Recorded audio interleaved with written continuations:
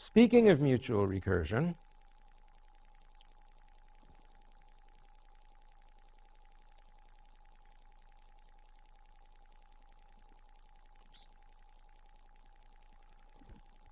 here's tree map done without using map to make the pattern of behavior even clearer.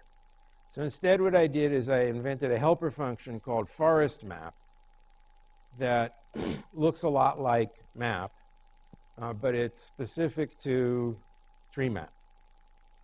So forest map function, and the second argument is a forest, which is to say a list of trees, a different thing from a tree. So when we're dealing with a tree, we say datum and children to get the pieces of it. When we're dealing with a forest, we don't say datum and children. It doesn't have a datum and children. It has elements that are trees, and so we call car and cooter.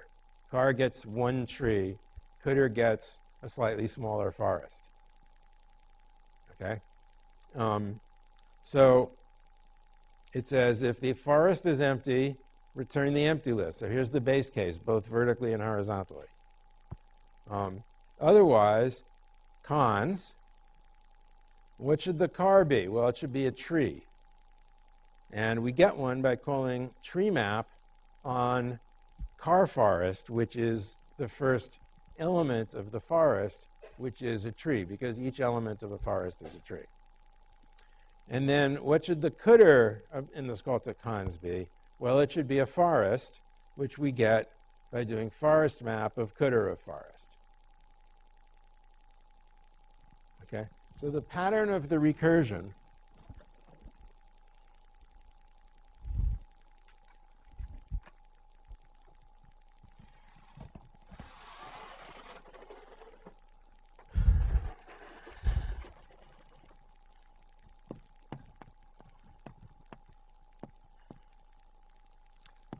tree map calls forest map,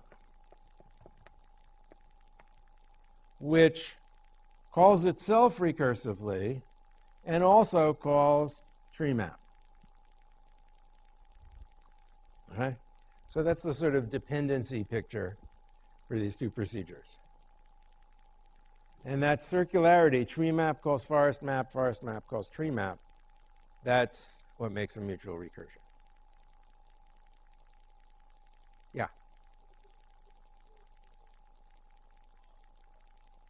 What does a forest look like? Forests don't have branches because they're not trees. A forest is just a plain old linear list like we learned about last week. So it looks like this.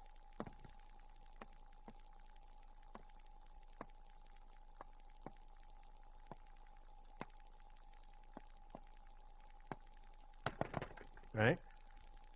And each of these cars points to a tree. What does a tree look like? None of your business. It's an abstract data type. Okay, you're not supposed to think about it. You're supposed to think about this is a tree. This thing is a list of trees, and that's that. Okay?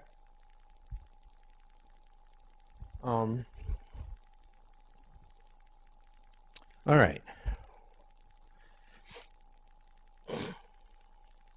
Okay.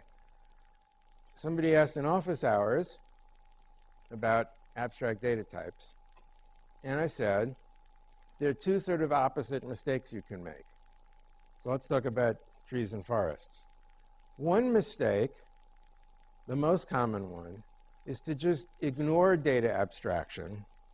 So up here, where it says datum, I would see car. And down here, where it says children, I would see cooter. So that would be violating the tree abstraction. But the other kind of data abstraction mistake would be to say datum here. Because this thing, forest, is not a tree. So it doesn't make any sense to ask for its datum or its children. Yeah? The abstraction of datum and children, no, it's not. I defined those procedures right at the beginning of class. They were the first 3 lines of code were define make tree, define datum, define children. To be cons, car, and cutter, respectively. Okay. Yeah?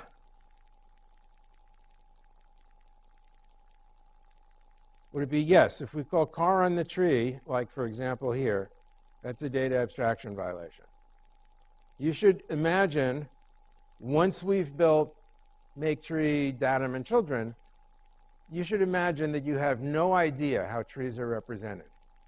They're a data type that came with scheme, and the only kind of insides they have are a datum and children, and they're completely unrelated to car and cutter. Yeah? Why not? I'm sorry. Why do we call car for a forest? Because a forest isn't a tree. A forest is a list of trees. So I wouldn't say car of forest, because car of forest is a tree. Okay? But forest itself is not a tree, so it's okay to take its car and its cutter. Does that make sense?